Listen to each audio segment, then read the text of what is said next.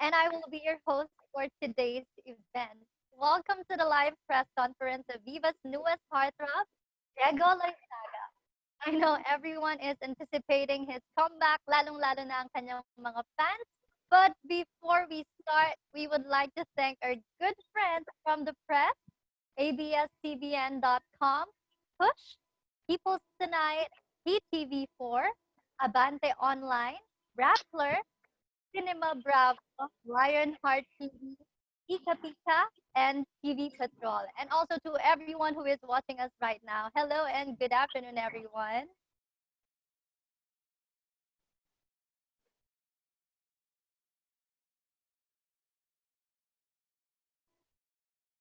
Few minutes na lang makakasama at makakakwentuhan na natin ang newest part of the Viva family na si Diego Loyzaga.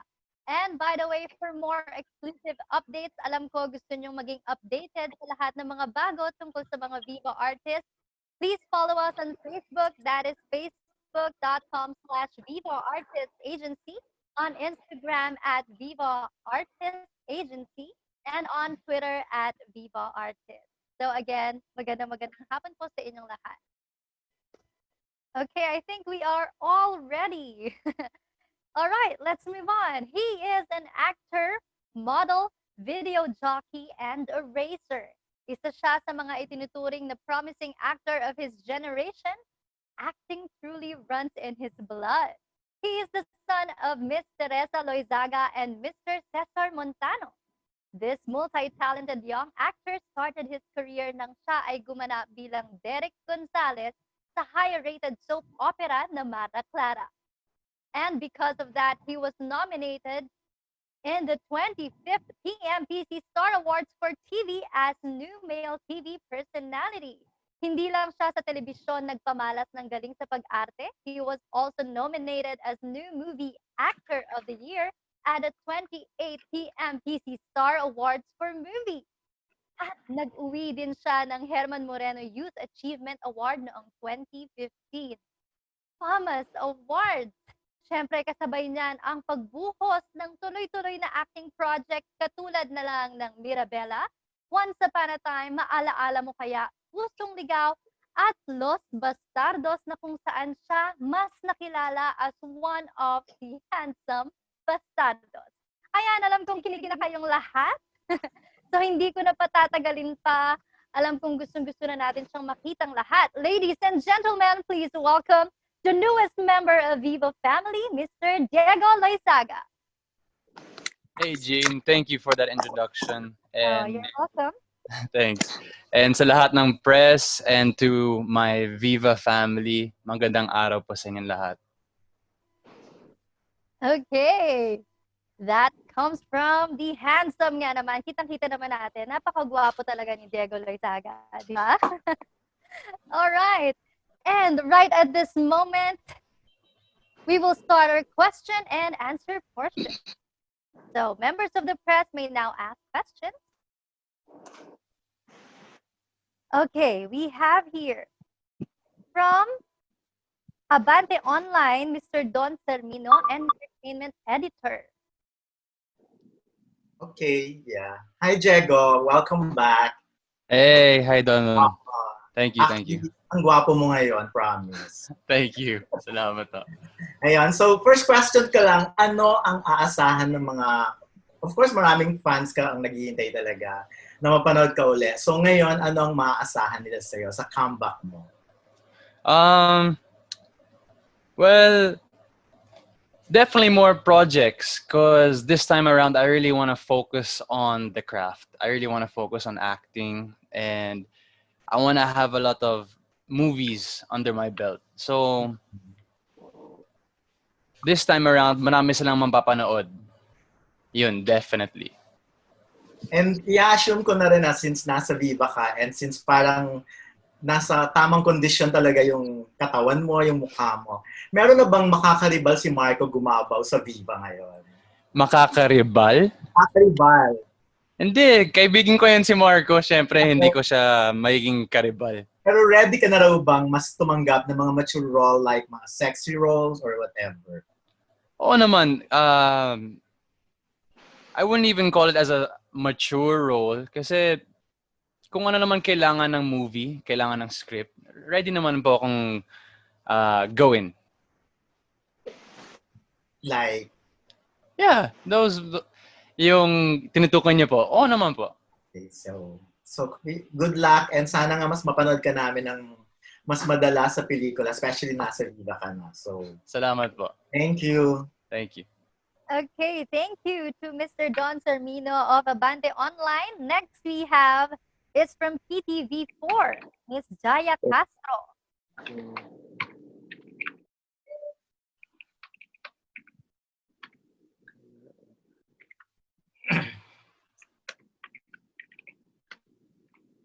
Hello.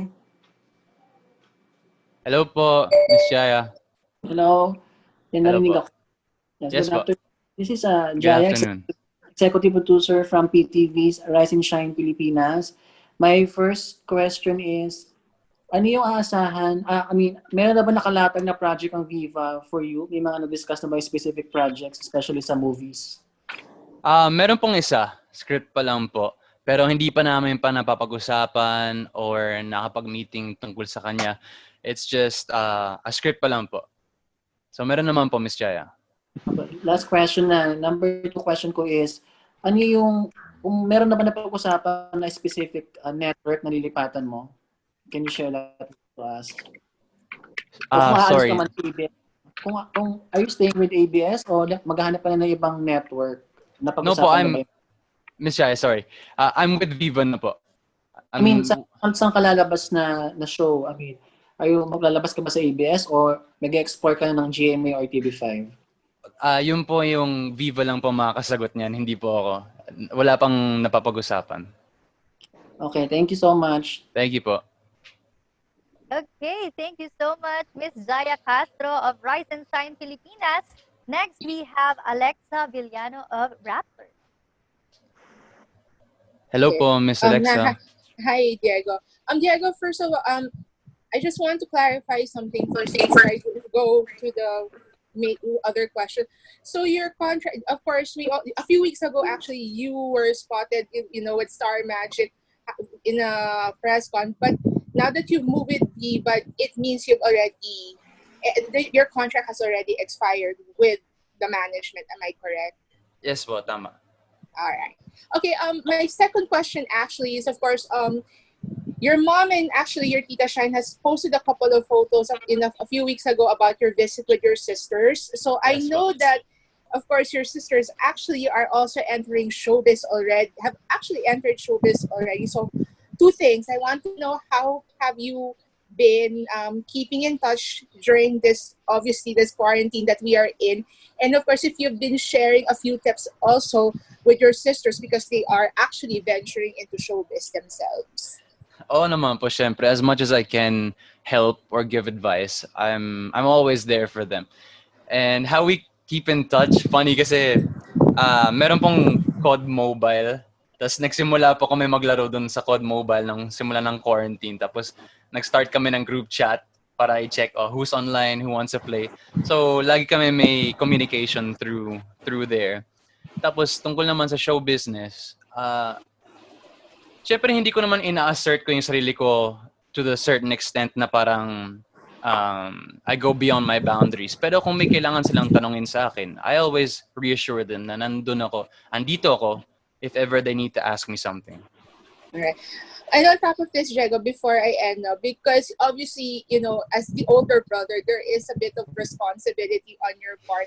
Have you become that so-called older brother wherein, you just when you're an older brother, definitely the protectiveness is there. And at the same time, obviously, hindi mo rin naman maiiwasan na maging very, very concerned because yun na nga, as I mentioned, two of your sisters are actually venturing into this world that is very fickle-minded. Yeah. Yes po. I like the way you put that po. Yun nga, alam natin yung mundo natin ng showbiz and how it runs and the people in it and how you're put on the pedestal and the limelight is always on you. So, extra, siguro exage nga yung pagiging older brother ko na in a way na, uy, this might not be good or, uy, baka ayaw mo pumunta sa ganyan. But they're also living their own lives. There's only so much you can advise a person and then you have to let that person also live their life. All right. Thank you. Thank you. Okay, thank you for that questions. And now we have from Starmometer, Edsel Roy of Starmometer. Oh, medyo sira ang audio, so I'll be the one to ask you, Diego. Ito yung Okay question po. niya. If ever you are offered to star in a boys' love series or BL series, are you going to accept? Willing ka ba kahit may kissing scene sa kapwa lalaki? Funny kasi pinag-usapan namin to ni Mama kagabi na hindi siya naniniwala sa akin. Ako naman, meron talaga akong passion sa isang story or kwento kapag na-hook ko doon sa kwento eh. If I see it in the script na, this is a really good story. Maganda yung lesson, maganda yung moral. Game naman ako eh. I mean, it's just another role, another character that I'm portraying. It doesn't reflect naman kung ano yung hilig ko sa buhay. I'm just doing my job as an artist to portray a role of somebody else. So, oo naman po, I am. Wag lang siguro ganun ka-vulgar agad-agad. Maybe we can work towards that. Pero comfortable naman po ako. Okay, that's it. So for our next question, may we call on MJ Felipe for TV Patrol. Hey. What's up, MJ? Hi, Jego. Parang nung kailan na tayo nakita. So funny. Like, I know. Like, what's funny is like a month ago, I was asking for an interview with you, but somewhere along the way, something happened. Siguro ito na yun na parang Ito na you were in nga the yun. middle of transferring to Viva. That's not yeah, so it didn't work out. But congratulations on this new chapter. No, perfect timing kasi you're doing a comeback and then it's a new home for you. And I'm sure a lot of doors will open. But it's inevitable to recall that before you left, you were associated with Sofia Andres. Di ba nagkaroon kayo ng love team before? No? Gusto ko Yes, lang po. makuha yung reaction mo because like you, she is now venturing to a new chapter in her life. So when you heard about the news of having a baby, ano yung naging reaction mo? Siguro as a friend, no, naging magkaibigan din naman kayo. And Oo naman. yun muna. I'm happy. I'm really happy for Sophia. I see in her post that she's happy. And, someone's well-being, their mental health, it's important. And nakikita ko sa mga napapost ng family ni Sophia or siya mismo na she's happy. So, I couldn't wish her anything more in the world but that. Diba? And nakikita ko... Have you greeted her? No, I haven't yet. Hindi pa kami nag-uusap. Pero sinabi ko sa sarili ko na when the day comes na I bump into her or I see her, I think definitely, no? Pero for me to message, ayoko lang kasi, baka a different message is received from other people from their part. So, syempre, ano ba yung kasabihin niya? Walang masamang tinapay for me. Right. Pero ayoko lang makabastos in any way. But of course, I really do wish her the best. And I'm happy that she's happy. With your last question, with your experience with a love team in ABS-CBN, would you still do love teams in Viva or would you rather pursue like solo kind of projects? Either. I'm okay with either. Alam ko na rin naman kung paano tumakbo yung love team, so it wouldn't be new. And I'd be happy if I was partnered with anyone. I'd take that as a blessing. Kasi, ano yun eh, it means they're giving importance to you if you get given such a role. Pero ganun din naman if I'm working for myself lang muna, hindi walang kapartner. It's the same. It's just like a role. You're also playing a role. So, I take it as work. Tas dapat ganun na lang po. Good luck, Jego. See you soon. Thank you, MJ. See you soon. Okay, that was MJ Felipe for TV Patrol. Okay, do we have another question? Okay, we have from Chicanes. May we call on Albert Bryan. Hey, mabuhay! Congratulations, Jego. Thank you, Albert. And last time nakachikan ka namin yung sa Star Magic pa. But, Wow. ano yun? Yeah, yung love portraits. Yeah. Yeah. But anyways, yung question ko is, kasi you've been on a break for like 2 years, tama ba ako? Almost 2 years po. Gaano ka ngayon kahanda sa pagbabalik mo? How excited? How ready? What kind of anticipation yung nararamdaman mo? I feel like, Albert, I have been ready for a while now. Kaso nga lang, ang daming setbacks, ang daming nangyari sa mundo. And we're all still in this situation na hindi nga tayo pwede lumabas ng mga bahay natin. So, kung tinatanong mo kung ready ako, I'm more than ready. I'd love to lose a couple pounds and get really, really fit again. Pero wala ring gym. So I'm making use of what we have here in the house. But every single part of me wants to go out there and work again because, we're not getting any younger. You need to start working. Yun na nga, dun sa una kong sinabi ko talaga na gusto ko ng makailang movies na nagawa ko na under my belt na mapapanghawakan ko na yan, ginawa ko yung project na yan. And yeah, I'm really just excited to go back to work. If you don't mind, paano pala nag-materialize tong partnership niyo with Viva? Yeah, sure. Actually, medyo matagal na po. Well, my mom and my dad, of course, have great relationships with Miss Veronique and Boss Vic from back in the day pa. And nakita-kita na kami dati, a long time ago. Tapos, nagkataon lang po, maybe for the past year, we'd keep in contact, nag-text po kami. Si Miss Smith, na kinakausap ako at saka si Mama. And then, one day po, ayun, nag-meeting kami lahat and now I'm here. And last question ko, during that 2 years break, how would you describe it? How is Diego during that 2 years break out of the limelight? Happy. Not because I was away from the limelight, but I also think it's important for people to have time also for themselves, yung to find yourself. Pero maybe saying pa nga finding yourself is a little bit dramatic.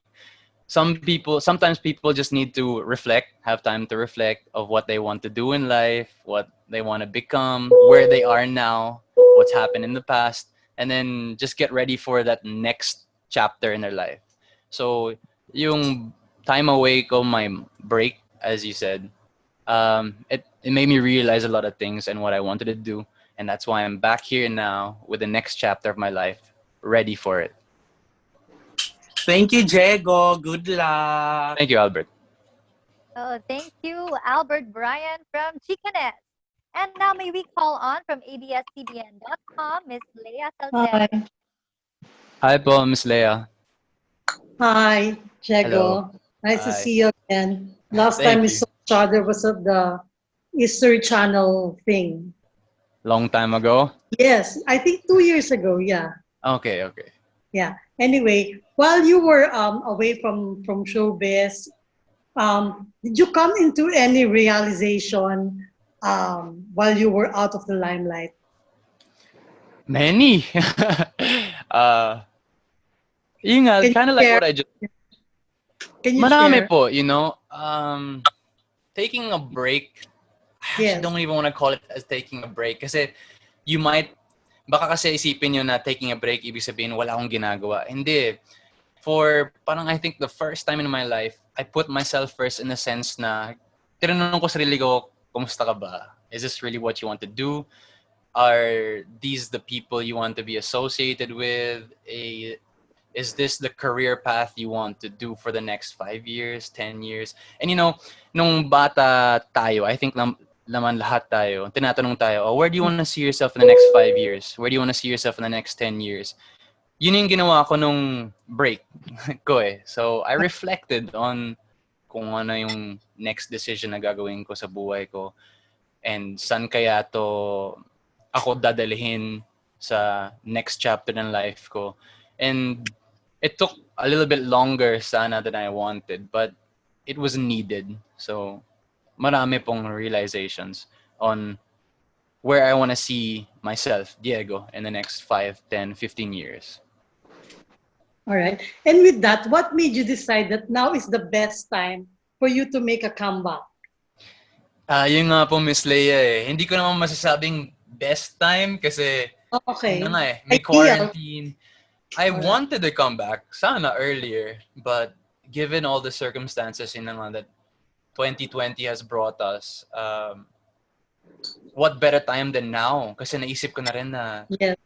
you know, it's not, things out there aren't getting better.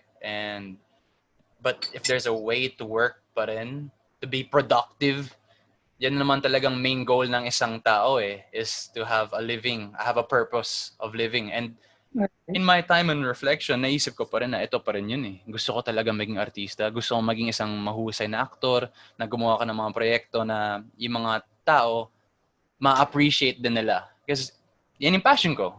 Yan yung gusto ko sa buhay.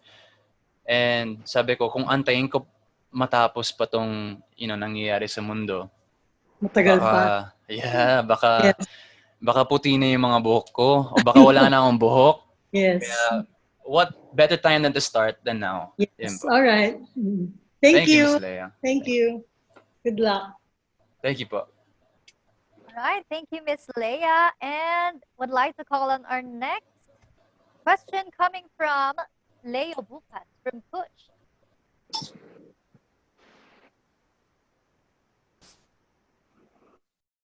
Hi, Diego. Gusto makita. Hey! Hi po, Leo. Ayan, hindi kita makita.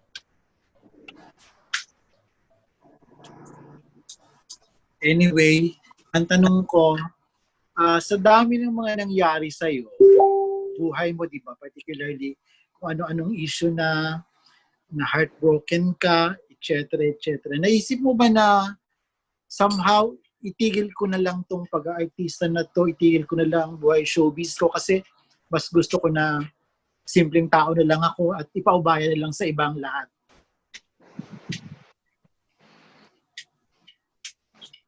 Hindi naman po. Sa lahat na nangyari sa akin, I think kasama naman yun sa buhay eh. Lahat naman tayo nagkaka-heartache, like you mentioned, nagkaka-problema sa trabaho. You didn't mention, pero kasama din yun. Lahat naman ng tao may pagsubok na dumarating sa buhay nila. Sometimes ready tayo, sometimes hindi. Pero hindi ibig sabihin dapat i-pack up na lang yung day job natin at gusto ko na ng simpleng. Pero hindi ko sinasabi hindi ko gusto ng simpleng buhay. Pwede naman maging simple ang buhay ng isang artista. Unless naman ikaw na mismo yung nagpapakomplika doon sa buhay mo. So, feeling ko naman kaya ko ma-achieve yung tulad ng sinabi mong simpleng buhay. Pero nag-aartista pa rin po ako. Next question ko, may nagpapasaya ba ng puso mo ngayon? Oo naman, nanay ko. Masaya pa kami dalawa. Ganon? Ganon. Hindi pa. Hindi, wala pa. Wala? Yes, parang happy medyo po matagal akong... na rin ha? Medyo Alin matagal po? na rin wala ha? Paano na nasabi? Basta, after Sofia, parang sa isang na-showbiz ka lang na link tapos hindi nagtagal. You know, I think it's an important thing in life to care about yourself first and to love yourself because you have to love yourself before you can love someone else. So, Oh, I'll love myself na lang first. So, sa naging past mo with Sofia, ano yung lesson na maibabahagi mo sa mga followers mo when it comes to entering a romantic relationship and handling a heartaches? Actually, yun. Sakto ng kakasabi ko lang. When entering a relationship or a romantic one, most especially, you have to understand that may limitations eh. And you also have to, love yourself first. Because it's hard to love somebody else kung naging dependent ka dun sa tao na yun. Pero hindi mo naman mahal ang sarili mo. Listen to Billie Eilish's new song, yung My Future. It's better you love yourself before you go loving other people. Thank you so much and good luck sa Viva. Thank you, Leo. Mo. Salamat po. Okay, that was Leo from Push. Maybe call on, this time from Pika Pika, Miss Anna.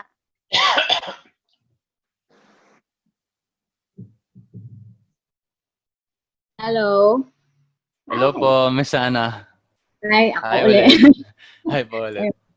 Ano lang yung question ko, alam naman namin magaling kang umarte, napatunayan mo na yon. Pero, hindi ka ba nagiging uncomfortable if people are like waiting to see your abs? Which hindi nila makikita ngayon na wala na po yung abs ko. Pero syempre, no. Hindi naman ako maging uncomfortable kasi nung panahon na meron pa akong abs, proud na proud ako na may abs ako. Actually, mas maging uncomfortable nga ako ngayon if alam kong hindi ako in the right shape. That's why, yun nga, ibabalik ko na po yung abs. Onting tiyaga lang. Just yung next question ko, babalik ko lang doon sa mga sisters mo. Kasi recently, nagkaroon ng issue si Sunshine doon sa mga bashers at mga kung ano-ano. Ikaw, personally, ano yung nararamdaman mo pag gano'n as an older brother? Ako, sorry po. Yeah, nagaganon yung mga kapatid mo. Yun po. I messaged them right away. Tapos, yun, nagpaliwanag po ako sa kanila na even if, they don't hear a sorry from yung mga nag-comment or they don't try and reach out and talk to my sisters na, uy, pasensya na sa ginawa na. Kahit na hindi sila maganon, dapat sa sarili nila, tanggap nila yun eh. And kaya nila mag-move on dun sa problemang yun. Kasi mas lalaki lang yung problema kung sila, magkakaroon sila ng galit dun sa mga taong yun, dun sa mga bashers and nagko-comment. Yun na nga, importante kasi yung kaya mong gawin. Yung ginagawa ng ibang tao, wala eh. Ibang tao yun. Pero kung magpapa-apekto ka, yun kaya mong kontrolin. So, I tried to explain that to my sisters. Sabi ko, I understand na you guys wanted to post, pero sana at the end of the day, hindi kayo talagang naiirita sa ibang tao kasi hindi na rin yun positibo sa sarili mo. Kumbaga, binigyan ka ng galit, naggalit ka, nag-react ka. So talagang, wala na, negatibo na. A wrong and a wrong doesn't make a right. So, I just had to make sure na okay sila. And I said, yeah, kuya, okay naman kami. Hindi naman talaga kami galit dun sa mga taong yun. It's just really rude what they said, what they did. Sabi ko, okay, so, accept mo na meron silang ginawang mali na ganun, but you have to move on. And Tita Shine, of course, hindi ko naman papayuhan si Tita Shine, pero nakita ko naman yung pinapaya na binibigay ni Tita Shine sa kanila, which is right. So, yeah, move on lang. Thank you. Thank you. Okay, thank you so much, Miss Anna of Pika Pika. May we call on our next question coming from Ian Farinas from People's Tonight.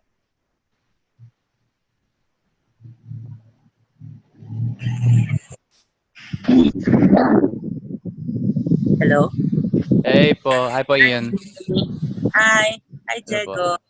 Diego, quarantine na tayo. Umalis ka, hindi quarantine, di ba? Opo. You took a break during normal times. So, Yes, sa bagong setup na yun, kasi lately, although may vaccine na, but we're not so sure yet. Kung totoo yung vaccine, no? Aray ko. And so, sana po. balik na tayo sa dating run of activities, di ba? So, Opo. ikaw, personally, anong nararamdaman mo dahil umalis, nung nawala ka sa showbiz, you took a break, normal naman lahat, di ba? So, ngayon, nababalik ka under these circumstances. Ano yung feeling mo na magiging malaking adjustment kasi to sa ating lahat, di ba? Kasi yung ilang Zoom conferences na kami, yung mga projects lately, yung mga artista mismo, ka-cameraman, nagla-lightman. Yes po. So, ikaw ba, do you emotionally ba, do you prepare yourself for yung tasks na gano'n na dati naman hindi ginagawa ng mga artista yan? Thank you. That's a nice question po, Ian. Siguro I'll just treat it as it is. And hindi naman kasi siya unfair kasi lahat naman tayo apektado eh. Yung production, yung mga director natin, everybody, hindi lang yung artist. So, I'll take it as it is and understand it na wala eh, these are the times we're living in right now. Pero hindi ibig sabihin na just because it's different, hindi ibig sabihin na mahirap, mag-a-adjust lang tayo ng onte. Tapos I'm sure masasanay na naman tayo sa new norm. Tapos kung babalik tayo sa dati nating ginagawa, mag-a-adjust na naman ulit tayo. So, ayoko naman siya tignan as negatibo. Although, I know all of us want to go out already. I want to go to the beach. Pero kung ganito muna yung mga standard and paraan para makapaggawa ng isang pelikula or isang teleserye, di mag-a-adjust po ako. Kaya ko po mag-adjust.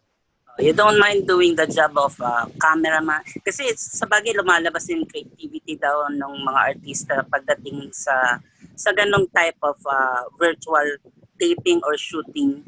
Kasi kayo yung magpupwesto, of course, in consultation with your director o kung sino man tech team, no? So, anong preparation ang naiisip mo for you to be able to adapt to the new normal taping, shooting? Actually po, I love it. I love being behind the camera. Itong setup na to, ako yung bumili. Yung microphone, yung mga ilaw, the camera, everything. Gusto ko rin po yung nakakita ng shot. Siguro, kasama talaga sa pag-aartista when you see how one director shoots you. Yeah. Nagkakaroon ka rin ng sariling isip na, paano kaya itong shot na ganyan? Or shot. Ako, isa rin to siguro sa lahat ng mga artista na nagiging pangarap din maging director one day. I mean, hopefully, umabot ako sa ganun. Pero meron din akong nakikitang mga shots na, oh, I like it better like that. Or gets ko kung bakit ganito yung shot. So, itong mga setup just for our shoots, pasok yun po para sa akin. Sorry I didn't get it kung may project na gagawin soon. Meron po, pero hindi ko pa alam kung kailan or alin. Kasi mga script pa lang po yung dumating. Okay. May leading lady? Hindi po. Sinong makakatrabaho mo? Hindi po, wala pa po. Hindi ko alam kung sino yung cast. Characters lang po ang alam ko. Okay. Thank you, Diego. Good luck, ha? Thank you po, Ian. Project. Thank Salamat you. po. Okay, that was Ian Torinas of People's Tonight. And this time, last call for questions to our dear press. Meron pa bang gustong magtanong ng kahit ano? Wow, kahit ano kayo. Last question na daw. Okay, just one last question. Okay, anyone?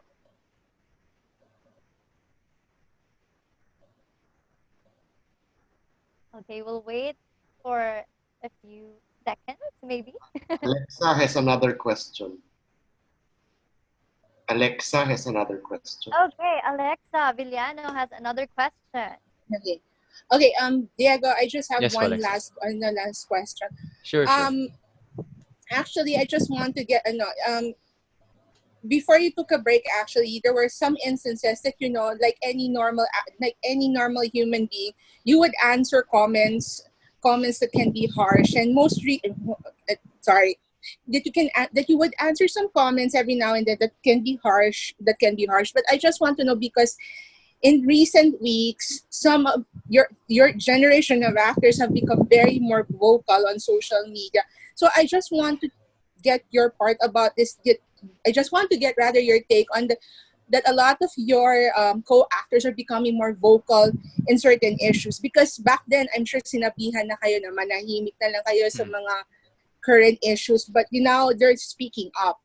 At a time wherein obviously it's not exactly it's not a very good situation we're all in at this point. Totoo po. Nakikita ko po yun. And ayoko naman sabihin na I hope I didn't start the trend.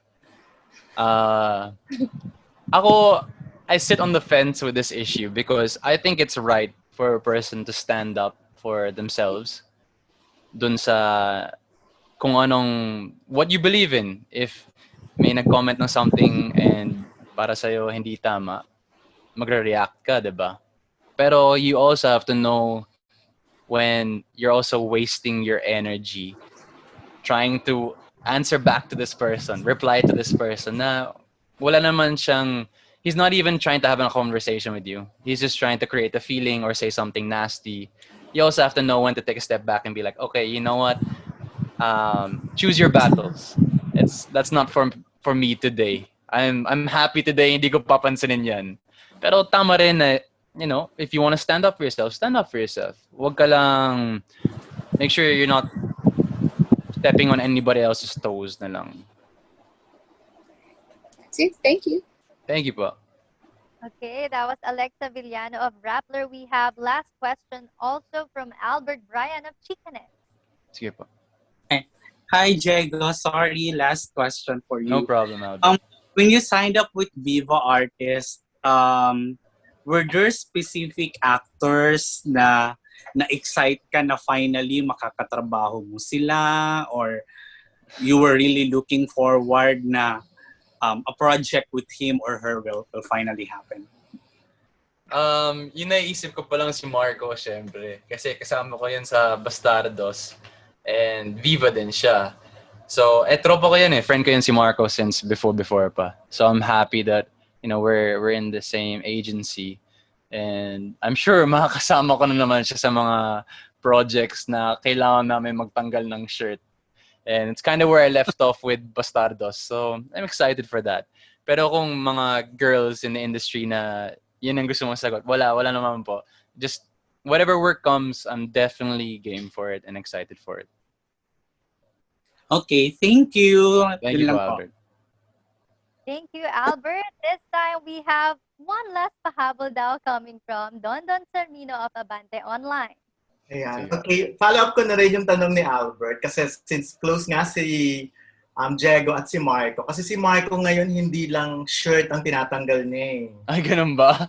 Oo, medyo tinatanggal niya na yung lower part. So, are you willing na rin ba na tapatan yung part na yon? And i-segue ko na rin parang kung BL serye na rin, kung BL type of movie na rin lang ang pwedeng gawin, so okay na si Marco na rin ang makapartner mo.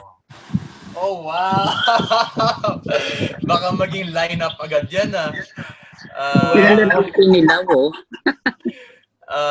Well, Ayaw ni Iling. si Marco naman yun eh. Bro love naman yun. Hindi ako may ilang kay Marco for sure. Pero hindi ko po naman sinasabi na excited ako magka-boys love kami ni Marco. Pero why not? I mean, hindi ko naman sinasabi na magandang comeback yun for you. For sure, hindi rin naman. Pero for sure, pero marami din namang excite na yung dating friend, naging friends, tapos kakumpetensya sa pagpapasexy, pagpapakita ng abs. Now, biglang magiging lover sa harap ng camera. Yun na nga pumapasok po yun yung trabaho namin eh, artista. So, yun yung role. Yun yung parang job requirement. So, kung yun ang kailangan, yun pong gagawin namin. Ayan. Okay, thank you. Pero last na lang talaga. Kasi Sige. sa mga nangyayari sa Diego, yung mom mo ang laging nandyan, di ba? Ups and Oo downs. naman, syempre. Kumusta na kayo? Kumusta ang mom mo? Kumusta mas lalo ba kayong naging close or... Yes. Not saying that we weren't close before, pero a better way to put it is that mas naiintindihan namin ang isa't isa. I understand lagi where she's coming from. She's a mom. She's protective.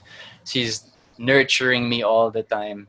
And ako naman, I'm also a man of my own already. I'm 25 this year, so I also want to venture out, do things, and we're still kind of in the dynamic where it feels like I'm the bird leaving the nest and she's the mama bird, like no, not yet, parang ganun. So we understand each other a lot better now, definitely. Okay, thank you very much. Maraming salamat. And again, welcome back. Thank you, Don.